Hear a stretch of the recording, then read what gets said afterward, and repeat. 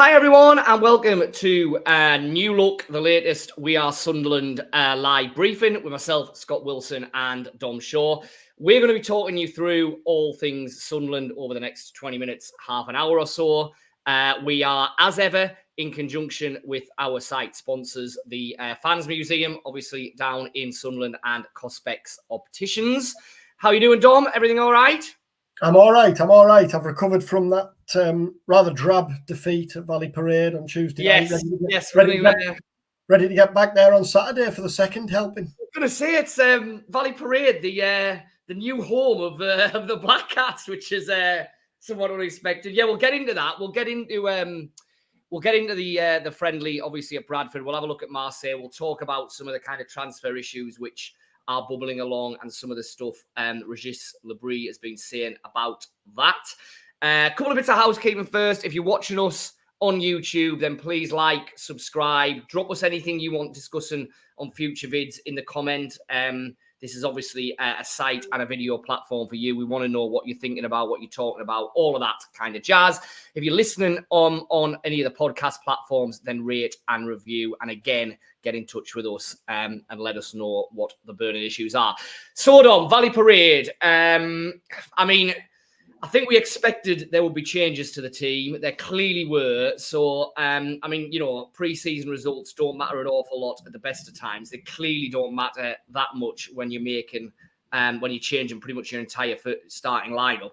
What were your takeaways then, having sat through it in the week in Bradford? Well, I thought that kind of what made it a crucial night, really, or a big, more important night than what you'd normally deem a penultimate pre-season friendly, is the fact that after the win at Blackpool on Saturday, Regis Bris had basically strongly hinted, hadn't he, that his first team plan is starting to come together for the Cardiff game. Hamia, Jay Mateta and Jurison Bennett were obviously left at home for that game, and they played in the 21s at Hartlepool, and Bris all but admitted that they'll be allowed to go out on loan this season. And when you looked at the team that he started at Blackpool, it wasn't a million miles away from what your predicted team had been for that first game at Cardiff, is it? So I saw the Bradford game as really an opportunity for those fringe players to change the manager's mind, to give him something to think about. And coming away from Valley Parade, I thought the only one who really did that was Romain Mundle on the left flank. He obviously scored Sunderland's goal, but he was by far Sunderland's best player. Looked really the only route to goal in the first half, and gave Bradford's right back, Brad Halliday, a tough time throughout. Chris Rigg, probably. I think when you look at the predicted starting, if you're going to predict a starting team for Cardiff, there's only a few question marks, really, isn't there? Who's going to play alongside Luke O'Nien at centre half with Ballard injured? Who's going to be the other one in midfield alongside Neil and Bellingham? And you'd think, well, it's either going to be Rigg or Brown, and who's going to play up front? My prediction at the minute would probably be Elise if he's fit, probably Brown just, and Mayender up front. So then you're thinking, well, Hjelde did all right at centre half, but nothing special. Rusin was a spectator, really, a passenger up front. Rigg did okay. I think that's one's probably a toss-up, really. It's probably a horses for courses one, isn't it, Rigg or Brown? But other than that, no one really stood out. So a few little bits to pull out of that then. Let's start with Mundle. We saw flashes at the back end of last season of kind of what he could maybe be capable of. As you say there, he stood out in the week. Clearly the issue that Romain Mundle is going to have is that, he plays in the position that Jack Clarke plays in, or at least that seems to be his best position and where Sunderland have seen him so far and continue to see him. That's going to be an issue for him, isn't it? Assuming Clarke stays, and obviously that's still got another month to run. Let's see where that ends up. But, Jack Clarke's here at the minute, so Romain Mundle is kind of always going to be banging on that door at the minute, isn't he? Unless they try him somewhere else.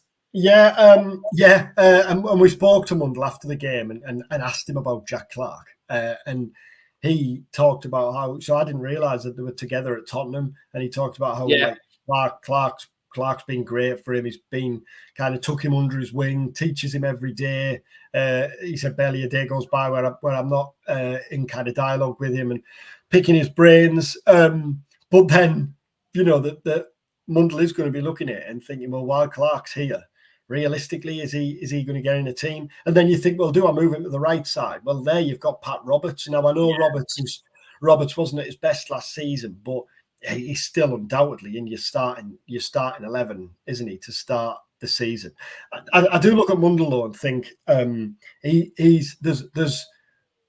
he could be, especially in the early stages of the season, where injuries might change plans and what have you. But he can be a hugely effective squad player, can't he? He's the type of player where if you're up against a tiring defence, the last thing you want if you're a full-back is someone like Mundle coming on and running at you. So he can be effective. And on the other flank on Tuesday night was Abdullah Bar making his first appearance of the summer. Well, he'll be rusty because he hasn't played, but Mundle was head and shoulders above Bar on Tuesday. If anyone is going to, if either of those kind of fringe wingers are going to force their way in, then on Tuesday night's evidence, it's Mundle. But yeah, Clarke and Roberts are the nailed-on stars, aren't they? On the flanks, yeah. I mean, it will be a massive surprise if they're fit, if they're not starting that first game at Cardiff in just over a week's time. We're 6.5 minutes in, nearly, so I think we better get on to strikers. We've managed to get this far, but we're not going to get much further. Let's split the striker talk into two. Let's start with the ones who are actually here at the minute. And as you say, the way that pre-season has panned out, it seems like Mayenda is the one who's going to get first crack under Bris, doesn't it, Bris? As you say, Hamia free to go. Sunderland trying to engineer a loan deal there. Rusyn has had his chances in pre-season.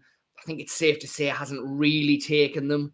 And that leaves us with Mayenda, who has looked the sharpest of all the options. I mean, as things stand at the minute, is he the one you would expect to start against Cardiff?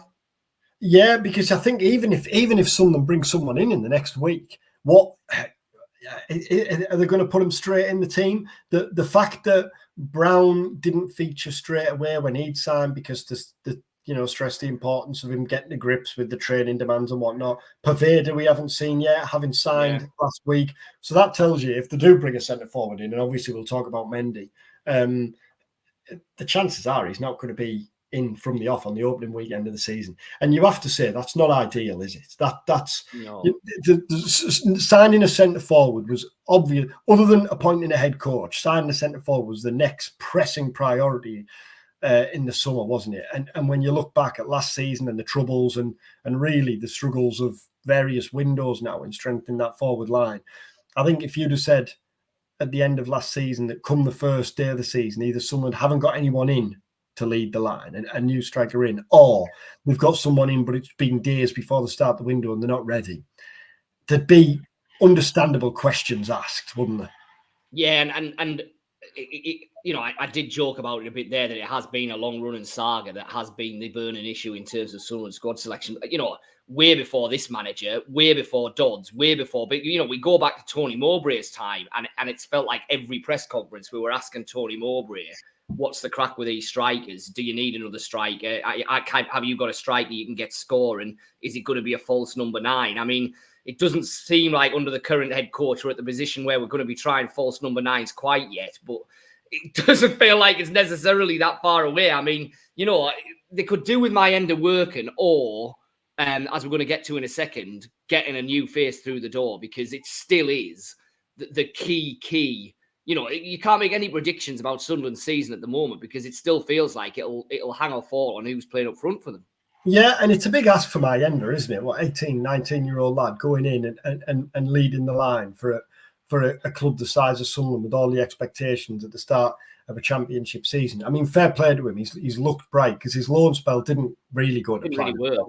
He barely played. Hamia, the fact he wasn't involved on Saturday, then the fact he was on the bench on Tuesday but was unused in a game when Bris was tinkering anyway, it tells you everything, doesn't it? And I don't know. I mean, I think if you look at if Mayenda gets the nod, provide say no one comes in the next 2 weeks, and they might not. They might, sorry, them in the next couple of days, someone might get someone in. But if they don't, and Mayenda starts the season, but it looks too much for him, What's your next best option? Is it Rusyn? Because on the evidence of this summer, I think Bellingham playing up front last season is more effective than what we've seen of Rusyn. I mean, we'll see. We'll see how it progresses. But yeah, it's just not ideal, is it, to be in this stage and still talking about a centre forward? But the Mendy thing's interesting in itself, isn't it? A 30-year-old striker is a change of approach, isn't it, from Sunderland? It is. Yeah, it is. It's a change of approach that I think most fans and most of us on the press side of things have been saying is needed. And obviously there has been that shift of approach in terms of Brown coming in earlier in the summer. You know, there definitely has been a greater willingness to look at all the players. To a certain extent, it's easier to do that thus far when you've been talking about free transfers. Are Sunderland actually going to pay what now is looking like it's going to have to be pretty much top whack for a striker who is at the other end of their career? That's the interesting thing. And at the moment, it feels like it's at a real impasse, doesn't it? You know, the situation hasn't really changed as far as we're aware for the best part of a week now, in that Sunderland's interest is there. Cayenne know all about it. Mendy knows all about it. Now, obviously, there's been the kind of off-field changes at Cayenne, the takeover, all of that kind of stuff, which has muddied the waters, I think, to an undoubted degree. But, you know, there will come a point, and you would argue it's coming fairly soon, where Sunderland need a definitive on this, because if it's not going to be Mendy, then they need to move on, don't they? Yeah, and you know, at the start of the summer, if someone said you're going to be writing or talking about Kylian Mbappe potentially holding up a Sunderland striker signing, you'd have thought, what on earth is going on there? But they do need clarity on it, don't they? They do need answers on it, and clearly Mendy won't be the only target, but he's a leading target, isn't he? That is clear. They've spoken to him. Mendy's made it clear he wants to come. Everything there is pointing towards him signing for Sunderland. It's just the fact of the hold up and what stopped things developing in the background. But at some stage, if there isn't going to be a breakthrough, and I suspect there probably will be at some stage, but if there isn't, what stage do you move on? The fact they haven't yet, or as far as we know they haven't yet, tells you that they must be confident as well that it's going to be resolved, I think. Yeah, I mean, the noises that you've been hearing from kind of Mendy and Mendy's camp suggest that it's not really a financial issue, and that Cayenne, under their new kind of Mbappe ownership model, can potentially throw as much money at him as they like. But the soundings are that he's just reached the stage of his career where if it's not now that he's going to test himself elsewhere, it's probably going to be never. That should work in Sunderland's favour. But as you know, as you rightly say, this has been going on for an awfully long time now, for all parties involved to know what the others are thinking and demanding and are willing to kind of do. And the fact that it still hasn't happened yet, you know, like I say, that can't go on forever. It can't for Sunderland, because, as we repeatedly said, the striker situation is so pivotal that they need to get it right. And, you know, in an ideal world, it should have been right before the start of the season. As you rightly say, that's looking unlikely now. But it needs to be right before the end of the month, and ideally as quickly as possible, because, you know, there has been, I think we all would say that there has been a shift in the general mood around the club this summer, which was clearly needed. Part of that was just the appointment of the head coach. Part of that has been the shift in the model that we've seen, and a willingness to be a bit more flexible with transfers, and the addition of a couple of players of a type that Sunderland have definitely lacked up until now. I think the new kit and all the buzz around that and all of that has added to a bit more of a feel-good factor. But the reality, I think, will still hit that Sunderland are going into this season, and at the moment, I'd argue that they're not really ready for it yet, because the key piece of the jigsaw is still missing, as it has been for far too long already. Yeah, it feels like the season's starting a couple of weeks too early for them, doesn't it? Now, is that a knock-on effect of the delayed manager search, and which has then obviously had an impact on transfer business? I don't think you can deny that, really. I think that's pretty obvious, and I guess not the problem, because hopefully it doesn't come to that. But for all the mood has been transformed really over the course of the summer by, I think, like the positive early signals around the Bris appointment, and then the kit and the new club store and whatnot. Nothing influences mood like results, does it? And if Sunderland had to make a bad start to the season, then the kind of frustrations of last season will still come bubble into the surface again, won't it? So it feels hugely important. I know we've said this in various videos over the summer, haven't we? But it feels probably more important than ever, I think, that Sunderland make at least a solid start. Yeah, no, I completely agree. And obviously the leading into that finishes at the weekend, as you touched on. You're back at Valley Parade, Costa del Valley Parade for the Marseille game. Shorts and t-shirt on in a night. I said it's one of them. It's one of them where in a couple of months' time, when you're there with 4 layers, hat and gloves on, I tell you. I can't believe I was sat with the shorts. Yeah. Only well, I think the forecast's lovely for Saturday afternoon, so I think it might be shorts and t-shirts mark too. To be fair, I mean Marseille. So a couple of things with this. Let's deal with the kind of on-pitch stuff, if you like, first. We're going to be going back pretty much to the team that played against Blackpool, aren't we? Which you would imagine is pretty much the team that's going to be starting at Cardiff a week later. It's it feels like we've got a bit of a handle now on Bris's thinking in terms of his first choice 11 or something close to it. Yeah, I think so. Patterson's going to start in goal. Hume, O'Nien, and Sirkin, you would think, are going to be 3 or 4 at the back. I guess the only question at the minute is, Elise was obviously forced off against Blackpool. Yeah. Is he ready? If he is, you suspect he'll be in. If not, probably Hjelde. You know Neil and Bellingham are going to be in, so it's Rigg or Brown probably. And then you know it's going to be Clarke and Roberts probably off Mayenda. And I think, given it's the last friendly of the summer, I'd be surprised. I'd be amazed if the team on Saturday wasn't somewhat close to that. And I think because of that, you're bound to see a bit more intensity and tempo than we saw on Tuesday night. I thought Bradford were decent on Tuesday. They were good. They were, I think they were worthy winners. But it's clearly going to be a huge, big test, isn't it, against a good team, a good technical team.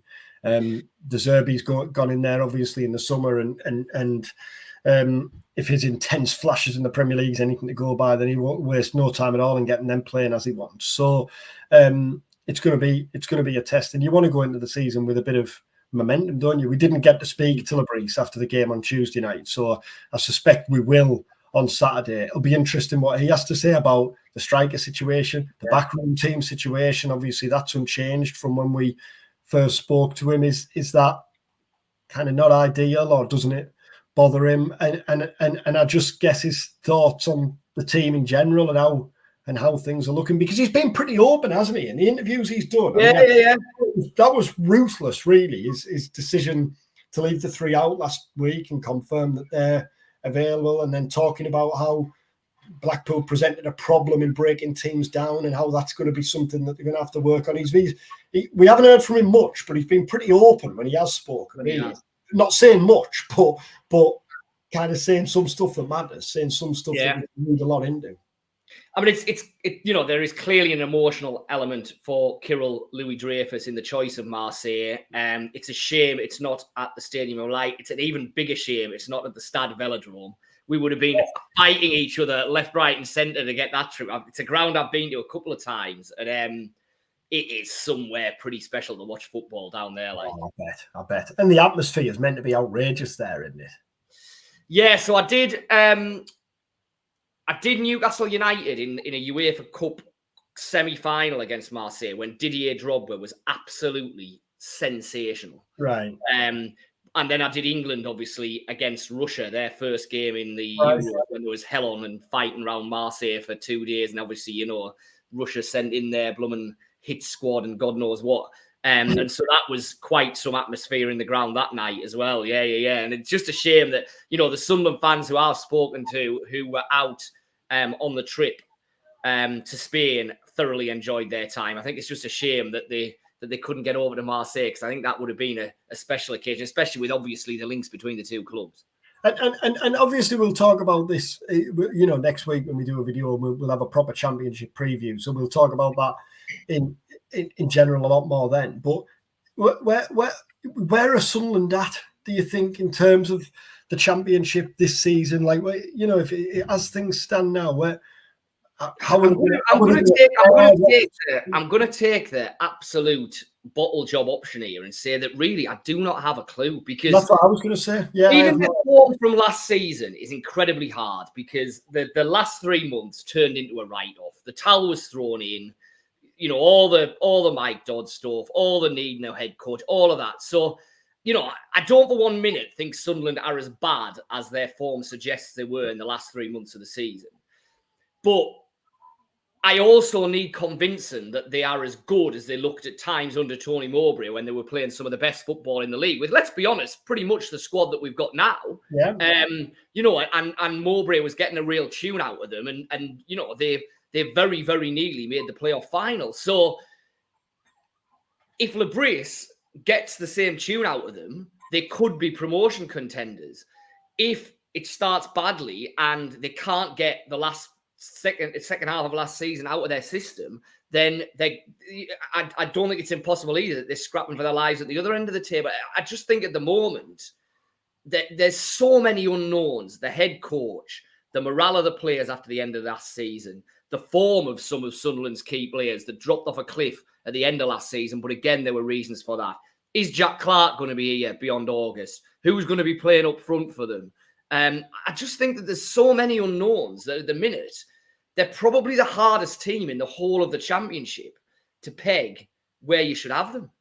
And on the subject of, you mentioned Clarke there, Sunderland have got various players, haven't they, who you look at and think, yeah, they could go on to play Premier League football in the future. It's been relatively quiet. So the Clarke thing, there's been a couple of links, but no more than that. Obviously, there was a bit of Ballard speculation, but he's since signed a new deal. Bellingham speculation, but all the strong suggestions are that he wants to stay put. Nothing really on Neil or Patterson. Bit of talk on Hume, but you wrote a piece saying that was certainly nowhere near as strong as what had been reported elsewhere. If there was any kind of fear at the end of last season that someone might be struggling to hold on to any of the key players, it hasn't really played out like that this so far. The interesting one is perhaps Pierre-Emerick, because there's a lot of talk of interest in him, and he's had a very stop-start summer, hasn't he? He's out at the minute, injured, obviously. We talked there about the midfield, Brown, Rigg. Someone do have options in there. We haven't mentioned Alshish. I don't know.